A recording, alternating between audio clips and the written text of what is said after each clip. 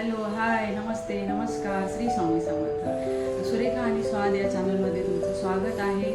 आज म्हटलं काय बनवायचं तर तोंडाला असं एक चव सोडून जाणारी अशी रेसिपी मी तुम्हाला दाखवणार आहे आणि झटपट होणारी अशी.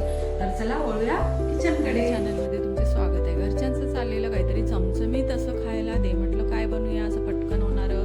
तर चला बटाट्याचे काप बनवूया. घेतले 4 बटाटे धुवून त्याचे जाडसर असे काप केले. जाडसर काप केल्यानंतर त्याला वेगळ्या अशा बाउलमध्ये काढून घेतलं. मग त्याच्यामध्ये मीठ ॲड केलं, थोडा हळदी पावडर ॲड केलं. आपल्या हे टेस्टनुसार सगळं आपल्याला ॲड करायचं आहे. त्याच्यानंतर मिरची पावडर ॲड केलं, थोडं गरम मसाला ॲड केला, थोडंसं जिरा पावडर ॲड केलं आणि मी याच्या मेन म्हणजे ती ॲड केला आहे 1 चम्मच. 1 चम्मच राईस फ्लावर ॲड केला आहे आणि 2 चम्मच रवा.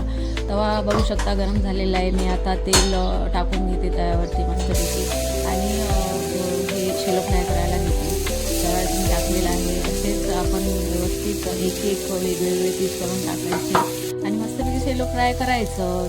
शेलो फ्राय झाल्यावर नंतर आपण एका प्लेटमध्ये काढून सर्व करायचं आणि खायला घ्यायचं. बघा कसे मस्त लागते असे.